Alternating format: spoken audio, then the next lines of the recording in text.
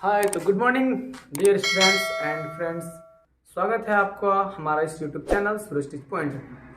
तो आज फिर से मैं आपके लिए एक नया वीडियो लेकर आया हूँ। पिछले वीडियो में मैंने बताया है कि बहुपद चैप्टर में जो बहुपद है उसको कैसे पहचानेंगे, और 10th क्लास के विद्यार्थी जो इस बार एग्जाम देने वाले हैं उसके लिए बहुपद चैप्टर काफ़ी खास होने वाला है। तो आप इस चैप्टर के प्रश्नों पर ध्यान दीजिए, इसको कैसे बनाएंगे इस पर ध्यान दीजिए, क्योंकि इससे भी बहुत सारे क्वेश्चन एग्जाम में आ जाते हैं।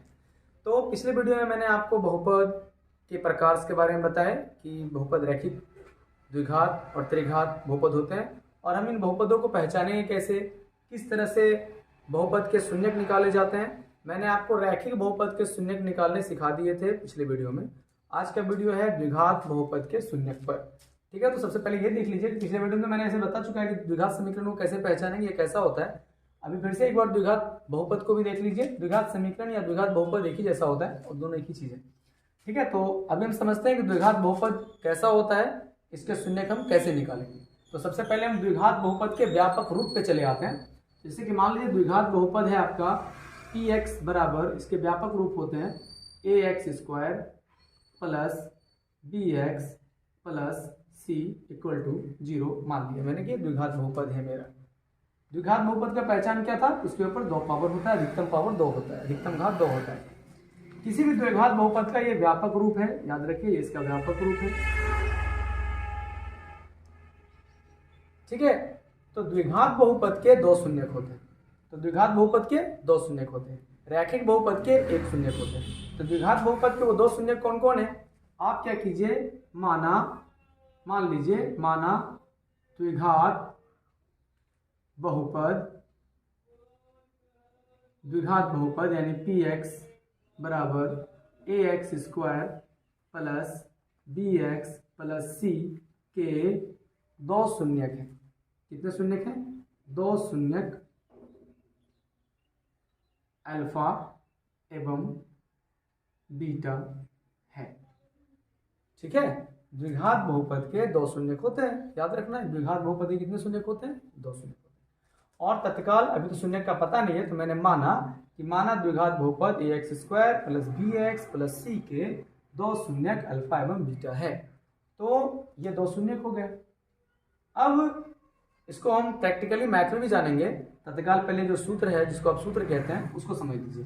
तो द्विघात बहुपद के अगर 2 शून्यक अल्फा और बीटा है, द्विघात बहुपद के 2 शून्यक अगर अल्फा और बीटा है, तो ये हो गया शून्यक, ये हो गए शून्यक। मैं इसके एक सवाल को सॉल्व करके आपको बताऊंगा कि शून्यक कैसे निकालते हैं, उसके बीच कैसे संबंध स्थापित करते हैं। पहले आप फॉर्मूला में समझ लीजिए। तो ये मेरे 2 शून्यक हो गए। तो जो 2 शून्यक होते हैं उसके गुणांकों के बीच का संबंध स्थापित कैसे करते हैं, तो देखिए शून्यकों के जो गुणांक है उसके बीच संबंध हम कैसे स्थापित करते हैं। तो पहला है, इनके 2 शून्यक होते हैं और संबंध स्थापित करेंगे। पहला कि शून्यकों के योगफल, यानी शून्यक मेरा अल्फा और बीटा है, इसके योगफल में मतलब प्लस करना है हमको। Alpha plus beta equal to formula होता है -b/a। ठीक है, द्विघात बहुपद के 2 शून्यक हैं अल्फा और बीटा, और शून्यकों के योगफल कैसे निकालेंगे हम, कि शून्यकों के योगफल निकालेंगे alpha plus beta equal to -b/a, जिसको हम लोग बाद में सत्यापित करेंगे। ठीक है, दूसरा है शून्यकों के गुणनफल, शून्यकों के गुणनफल, यानी अल्फा को बीटा से गुणा करने पर क्या आने वाला है, c/a फॉर्मूला इसका। तो ये योगफल के ऊपर हो गया और ये गुणनफल के ऊपर हो गया। तो अभी हम लोग ये भी ध्यान देंगे कि जो द्विघात बहुपद होता है तो उसमें भी ऐसा रिलेशन है, ऐसा संबंध है उसका, वो कहाँ पे देखने के लिए मिलेगा। जैसे कि मान लीजिए कि आपका ये द्विघात बहुपद का व्यापक रूप है, तो व्यापक रूप में अगर हम इसको इस आधार पे तोड़ेंगे तो कैसा सूत्र होगा ये देख लीजिए। तो वो फॉर्मूला आपका बन जाएगा कि ax² plus bx plus c में, तो इसको एक सवाल के द्वारा हम समझ सकते हैं। तो इसको समझने के लिए पहले आप ये जान लीजिए कि आपका द्विघात बहुपद का व्यापक रूप ये हो गया ax² plus bx plus c, और इसके 2 शून्यक हो गए अल्फा और बीटा, और शून्यकों के बीच जो संबंध स्थापित करने होते हैं वो ये है, यही संबंध है उसका, हम इसी सूत्र से संबंध स्थापित करते हैं। तो चलिए संबंध स्थापित करने के लिए क्या करना पड़ेगा, पहले शून्यकों के योगफल निकालने होंगे। तो शून्यकों का योगफल का जो फॉर्मूला है वो ये है। उसके बाद आपको शून्यकों के गुणनफल निकालने होंगे। तो शून्यकों के गुणनफल का फॉर्मूला ये है कि अल्फा इंटू बीटा बराबर सी बटा ए। तो ये बात आपको समझ में आ गई। अब हम यहाँ पर एक सवाल लेते हैं प्रैक्टिकली समझने के लिए, ठीक है। तो मैं इसे इरेज कर देता हूँ।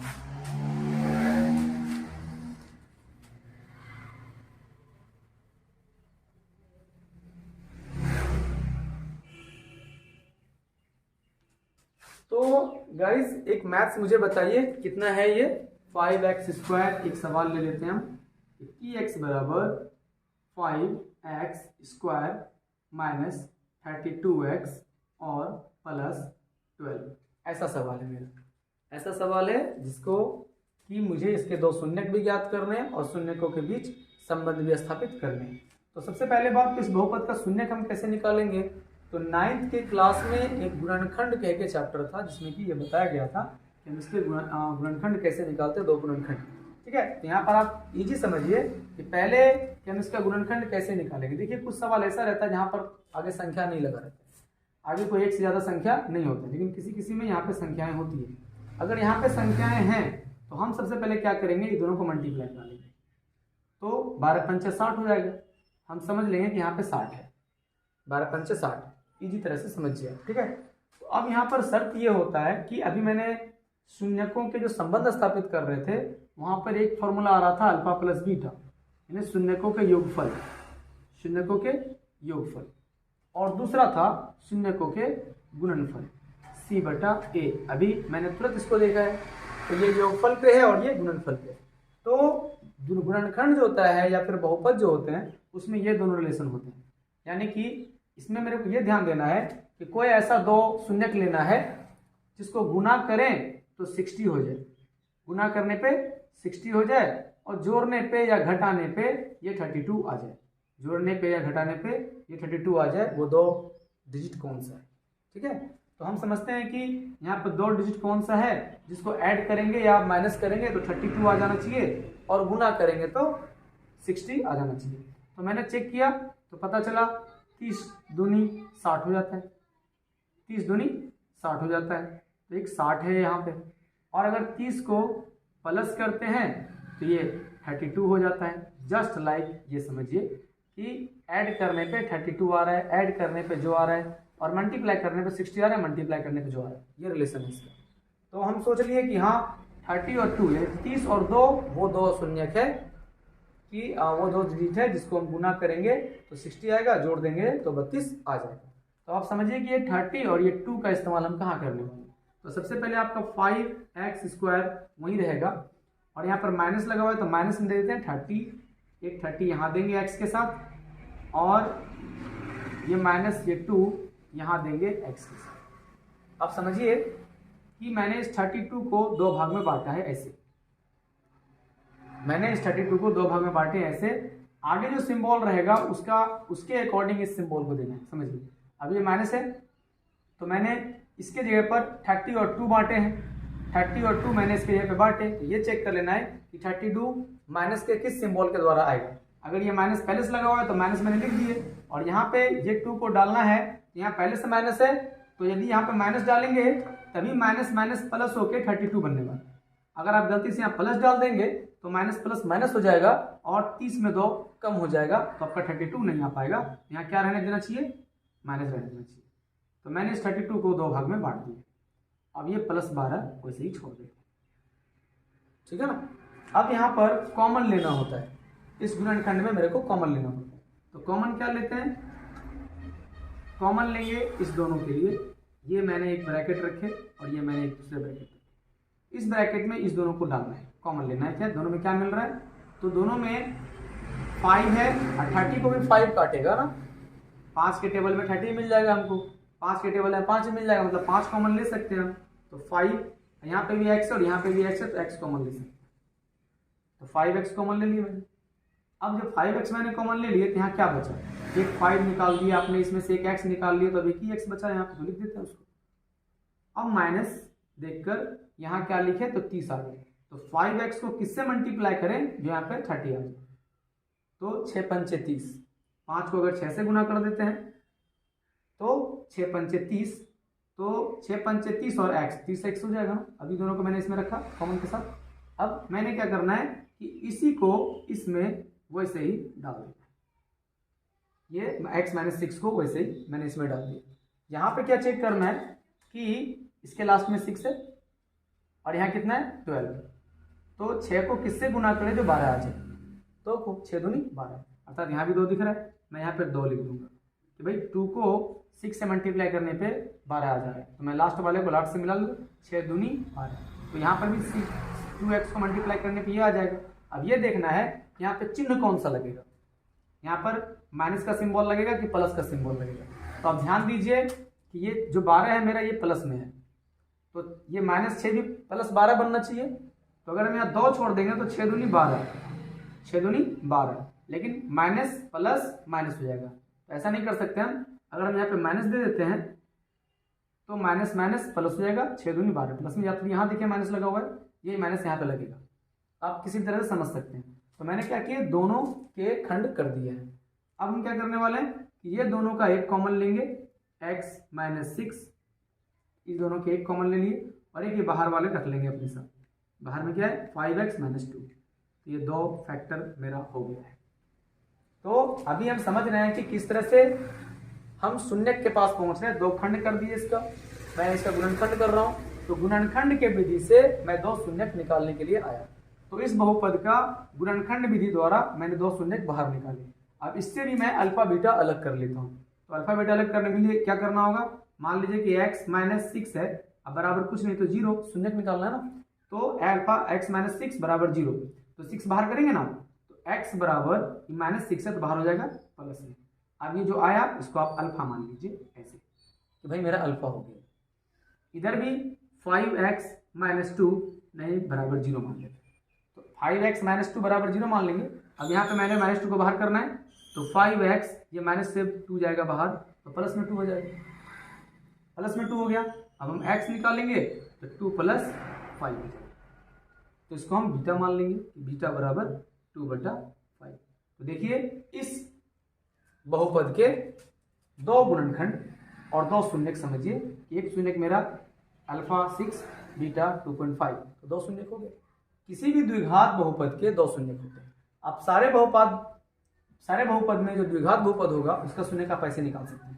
तो एक शून्यक 6 है और एक शून्यक 2 पे 5 है, ये इसका शून्यक हो गया आंसर।